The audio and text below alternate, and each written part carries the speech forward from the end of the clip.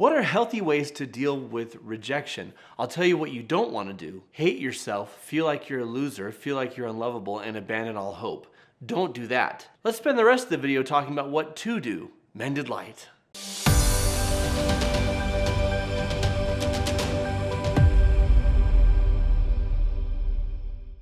All of us face rejection. Maybe we wanted a job that we didn't get. We're pursuing someone romantically and they're just not interested. Friends turn away, family turns away, loved ones turn away. We're trying to get a position on a sports team. Like, there's so many different ways that we could be rejected. Or we put ourselves out there publicly expressing our views and just get roasted and destroyed. All of us face rejection. The question is, how do you work past the natural tendency to take that personally or to let that get you down? The first thing to recognize is that your worth is not based on being accepted or denied by another human being. Why? Because there's way too many factors. If you're relying on the acceptance of others to truly love yourself, you're putting your eggs in a basket that's going to get thrown off a cliff time and time again. Why? Because most people are as unstable as you are. Most people are as insecure or as afraid, or their judgment is as limited. Or their needs are simply different, right? There's 1,000 things that can go on. Oftentimes, being rejected says very little about the person who has been rejected and more about the rejector. For example, I know somebody who didn't want to be my friend because I went into a social situation where they were making people laugh, and I just jumped in, to be part of the conversation, and people laughed at some of the things I said, and they said, "I don't like him." Well, why don't you like him? Because he's funny, and that's my role. If he's the funny guy, then what am I? I'm like, well, there's not a quota. Like, more than one person can be funny. And on different days, different people can be funny. But he rejected me as a friend because of insecurity. He rejected me not because I was annoying. Oh, well, maybe.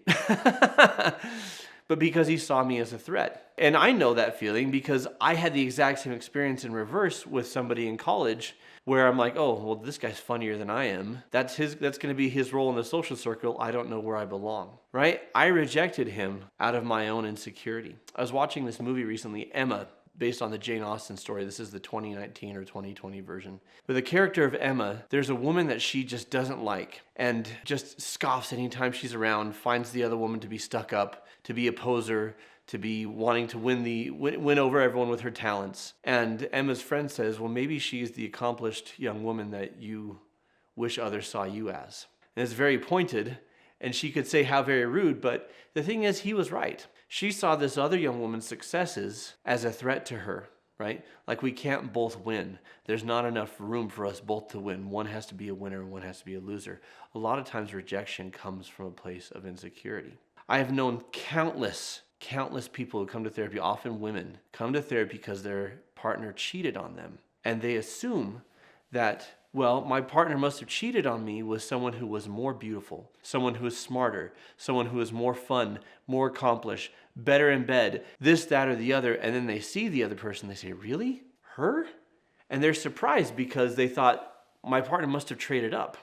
But in that case, the partner didn't feel comfortable with the woman in my office, didn't feel comfortable with them because the woman in my office was beautiful, had a lot of integrity, had a lot of intelligence, and their partner didn't feel like they were as attractive or as intelligent or had as much integrity. They were more, and so they didn't feel superior to the woman they were with, and they wanted to be with a woman with whom they could feel superior and domineering and bossy. In that case, rejection wasn't about the quality of the woman. The rejection was about their own fear and insecurity. So a lot of times, a rejector reveals everything about themselves through the rejection, and it has very little bearing on the person who is rejected. Sometimes, however, we are rejected for valid reasons. There are character defects, there are character flaws that cause irreparable harm to the relationship. There are things that we were unwilling to change, unwilling to do differently.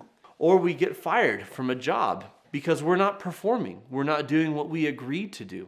In those cases, rather than hate yourself, see yourself as irreparably bad and discardable, rejection is a learning experience. If I try out for the high school basketball team and I didn't practice all summer, I just assumed that I would get in, or I practiced some, but other people practice harder and longer. It's a sign to me, okay, I either need to decide basketball is not for me, or I need to up my game and come back stronger and better. Sometimes rejection just teaches us how to change our behavior and how to shift our attitudes to achieve the outcomes that we want. But one thing that rejection is not is an indicator of the worth of the person who is being rejected. Why?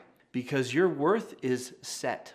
Your worth is set by virtue of being a human being. You have worth. We all have strengths. We all have weaknesses. We all have good parts to us and less good parts to us. We all have things that we've accomplished and things that we've failed at. No one is more or less special than another. The only thing that makes us more special maybe outwardly is what we decide to do with our talents and what we decide to do with our weaknesses. But the fact is, my worth is no different now than it was 20 years ago, just because I'm a human being and I have that innate worth. If you compare a person to a $100 bill, that $100 bill is worth $100. And maybe it just sits in your wallet and nothing's ever done with it. Or maybe it's spent and wasted on donuts and chocolate milk.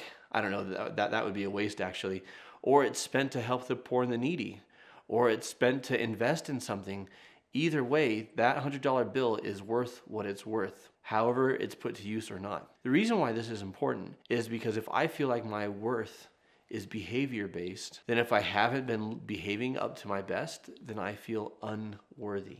And I can get trapped in that limiting thinking. See, a lot of people behave poorly because they believe that they are worthless. I'm worthless, I might as well act worthless. I'm degenerate, I might as well act degenerate. I'm a jerk, I might as well act a jerk, as opposed to, am I living up to my worth? Am I living up to what I am valued? My value being eternal as a human being.